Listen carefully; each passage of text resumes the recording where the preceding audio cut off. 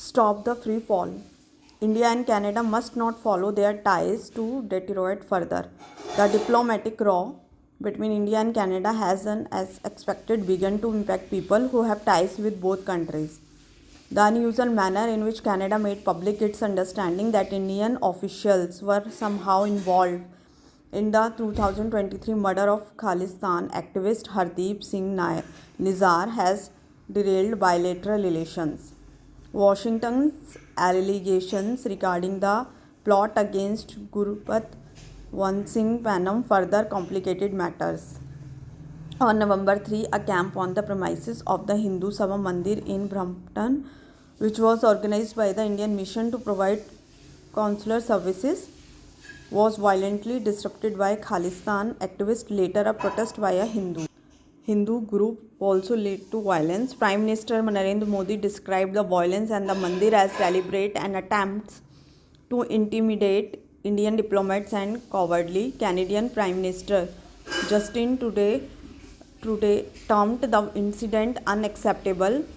At least 2 people linked to Nizar have been reportedly arrested by the police in Canada. One of them is wanted in India. An estimated 19 lakh people, or about 4% of Canada's population, are of Indian origin. Many of them maintain close ties with India and require varied consular services that a small violent group can even disrupt routine diplomatic functions is a sad commentary on Canada's standing as a stable democracy where the rule of law is supreme. The Canadian government must ensure that Indian diplomats are secure.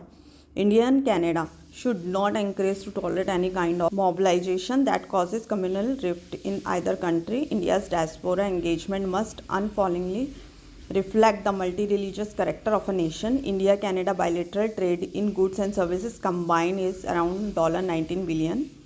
It was expected to be boosted further through a bilateral trade treaty, but negotiations on this are now stalled.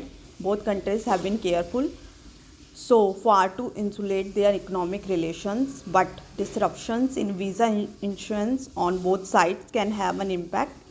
India and Canada have significant coverage on many issues. Climate change, for instance, sustained people-to-people contacts have been beneficial.